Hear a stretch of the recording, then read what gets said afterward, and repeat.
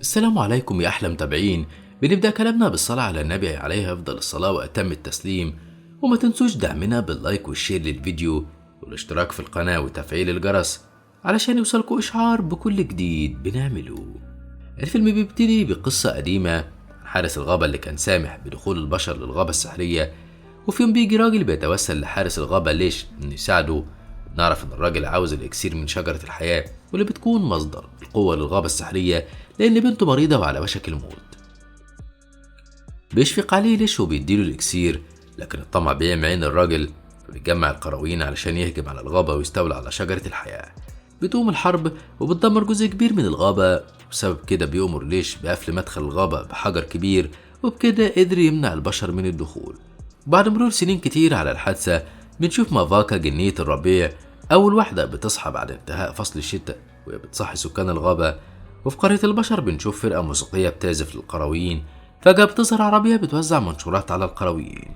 بياخد لوكاس عازف الناي واحدة، وقبل ما يفتحها بيظهر واحد من القرية بينادي عليه وبيبلغه إن عمه ليو مريض. وبنعرف إن صاحبة العربية والمنشورات هي كيلينا، واللي بنعرف إنها بنت الراجل اللي هاجم على الغابة السحرية، وإنها بعد موت والدها سابت القرية مع والدتها اللي ماتت هي كمان. وبتتكلم كيلينا مع القرويين وبتوضح سبب رجوعها بإنها عاوزة تطور من القرية، وبتعرض مبلغ كبير من الفلوس. بنكتشف إن كيلينا هتدي القرويين الفلوس، لكن بشرط إنهم يساعدوها تهجم على الغابة المسحورة. لكن القرويين أول ما بيسمعوا اسم الغابة بيسيبوها وبيمشوا.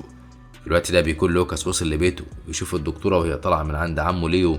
بيبلغوا إن العلاج اللي بياخده مش هيأثر في شفائه، وإنه محتاج علاج من المدينة واللي بيكون غالي. بيدخل لوكاس يطمن على عمه وبيجمع كل الفلوس اللي معاه، لكن المبلغ مش بيكفي تمن العلاج. بيبص لوكاس على منشور التوظيف اللي في ايده وبيقرر انه يروح لكلينا. بتقول له كلينا انها مستعده تديه مبلغ ضخم في مقابل انه يدخل الغابه ويلاقي ليها الشجره اللي اوراقها زي الرسمه اللي معاها. في الغابه بيستدعي ليش جنيات الغابه وسكان الغابه، بيقول لهم انه خلاص كبر وكل يوم بيضعف، وانه مش هيقدر يحمي الغابه لمده كبيره. بنعرف انه قرر يعين حارس جديد، وانه يعمل الطقوس اللي هتسمح للارواح العليا انها تختار واحد منهم حارس للغابه.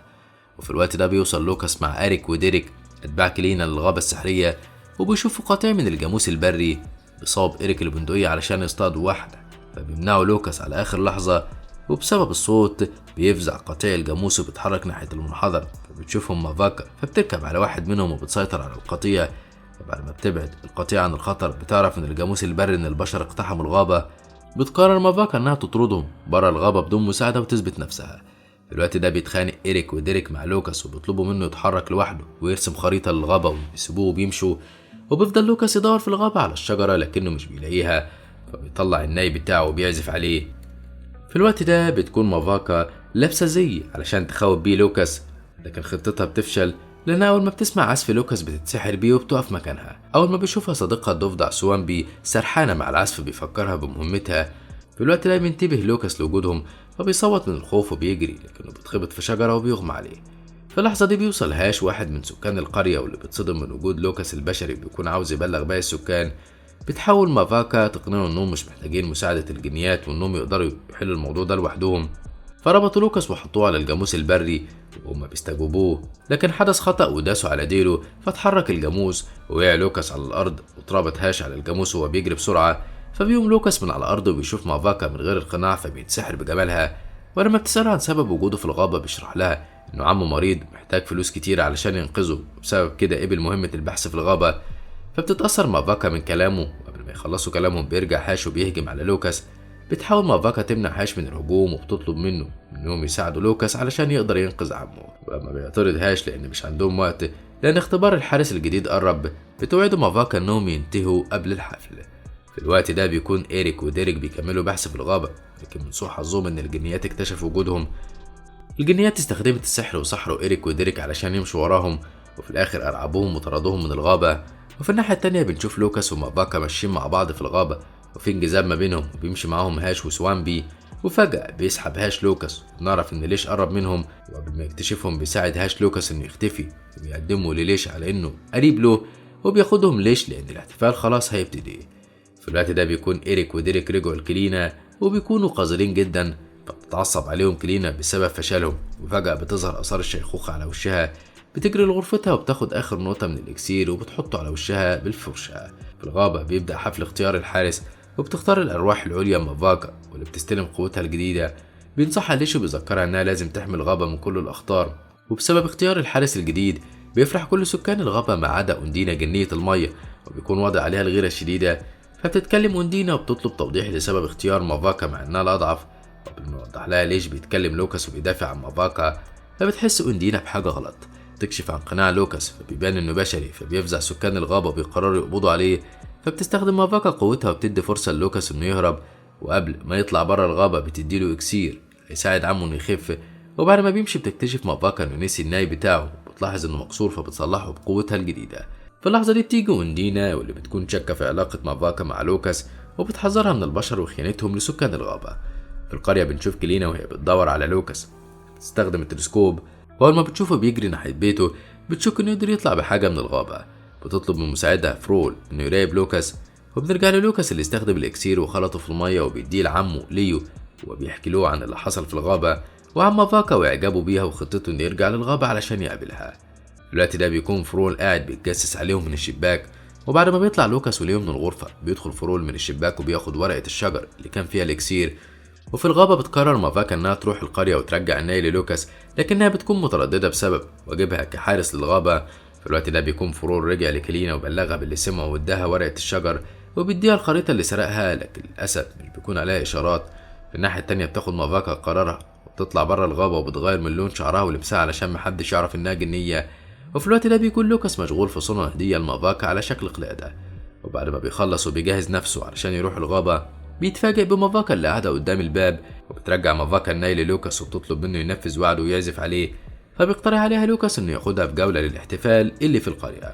بتروح معاه مافاكا وبتقضي وقت ممتع مع لوكاس وبيضحك الاتنين وبيلعبوا وبيرقصوا، لكنهم ما يعرفوش ان فرول كان بيراقبهم ووصل كل اخبارهم لكلينا. وفي الحفلة بيلبس لوكاس مافاكا القلادة اللي عملها ليها، وبتحس مافاكا ان الوقت اتأخر وانها محتاجة تمشي، فبيطلب منها لوكاس انها تستنى تسمعه وهو بيعزف. وفي الوقت ده بتوصل كلينا، ولسوء الحظ اول ما بيعزف لوكاس بالناي بتنجذب له مافاكا وبترجع لشكلها الحقيقي. فبيستغل فرول الفرصة وبيصرخ وبيشاور ناحية مافاكا وبيقول عليها انها شريرة من الغابة. فبيحاول لوكاس انه يدافع عنها وبيهجم على إيريك وديريك اللي ماسكين مافاكا، لكن لوكاس بيكون ضعيف وبيسحبوه لبعيد. وبعد فترة بتقدر مافاكا بتستخدم سحرها ومساعدة سوامبي وتحرر من القيود. القراوين بيحاصروها وبيكون معاهم أسلحة، وقبل ما يهجموا عليها بيوصل ليش وبيصدوا الضرب عنها وبياخدها وبيهرب. وهي بتهرب بتقع منها القلادة اللي ادالها لوكاس فبتاخدها كلينا من الأرض.